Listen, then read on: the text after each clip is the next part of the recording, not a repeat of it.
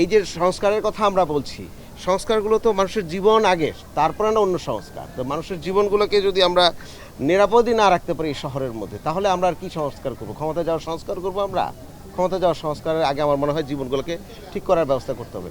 City corporation থেকে আমরা already উদ্যোগটা তো ফায়ার সার্ভিস নিচ্ছে, আমরা এটা নিয়ে আর কাজ করছি এবং আমরা অ্যাওয়ারনেস বারবার করছি। কিছুদিন আগেও এখানের মধ্যে প্রচেষ্টা ফাউন্ডেশন অনেকগুলো ক্যাম্পেইন করে গিয়েছে, আপনারা জানেন মনে হয়। হ্যাঁ, আর্থকুয়েক নিয়ে একটা ক্যাম্পেইন করেছে, ফায়ার ফাইটিং নিয়ে অনেকগুলো ক্যাম্পেইন করেছে। কিন্তু ফায়ার সার্ভিস তো রেগুলার করছে।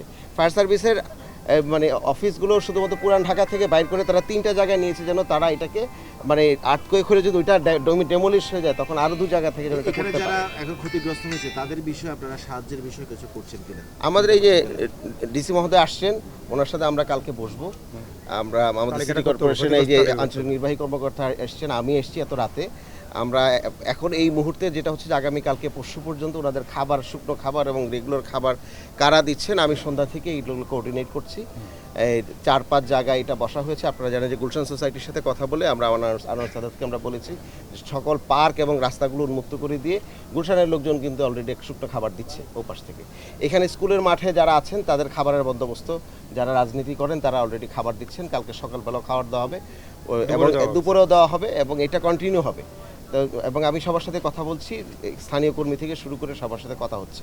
বিজলি কেবলস এর স্কিন কোটেড ইনসুলেশন আগুন প্রতিরোধী। বিজলি কেবলস, নিরাপদ আজীবন। ক্রাইসিসটা হচ্ছে খাবারের ক্রাইসিসটা ওনারা মোটামুটি মিটমাট করতে পারবেন। এই যে আমাদের এখানে যারা আছেন তাদের সাথে আমার এখানে সহকর্মী আছেন, আমি এখানে করাইলেই কাজ করি, সত্য কথা যেটা। আমি দায়িত্ব নেওয়ার আগে এখানেই আমার কাজ ছিল অনেক বেশি। আমাদের এখানে আমার সহকর্মী আছে 100 কৃষক। তো সুতরাং তারা বলছেন যে খাবারটা হয়তো আমরা ম্যানেজ করতে পারবো। আমাদের যেহেতু প্রতিবেশী, কড়াইলটা কিন্তু গ্রামের মতো, আপনি সবাই সবার বাসা চিনে।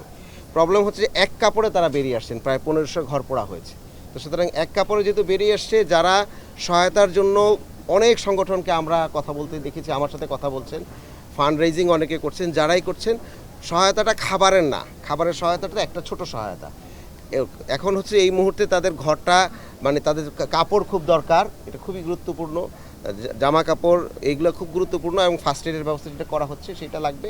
দ্বিতীয় হচ্ছে যে তাদেরকে রিসেটেলমেন্ট করার জন্য, রিহ্যাবিলিটেট করার জন্য আপনারা যারা ফান্ড রাইজ করছেন এবং যারা হচ্ছে এই ভলেন্টিয়ার অর্গানাইজেশনে এগিয়ে আসছেন, তাদেরকে আমরা আহ্বান জানাবো আপনারা একটু এই খাবারের পাশাপাশি কাপড় চোপড় এই দিকে আপনারা নজর দিবেন এবং পরবর্তীতে কীভাবে রিহ্যাবিলিটেশন করা যায় সেই ক্ষেত্রে আমাদের আঞ্চলিক নির্বাহী কর্মকর্তা আছে এবং বিশেষ করে ডিসি সাহেবের সাথে যদি আপনারা যোগাযোগ করেন, কারণ জেলা প্রশাসন এটা খুব ভালো মতে স্টেক নেবেন। নিয়মটা হচ্ছে যে আমরা তো সিটি গভর্নমেন্ট, আমরা কাজ করছি, সবসময় আমরা আছি, কিন্তু এই ধরনের ডিজাস্টার হলে আমরা একসাথে জেলা প্রশাসনকে আমরা নেতৃত্ব দিয়ে আমরা তাদের আন্ডারে এই কাজগুলো করব।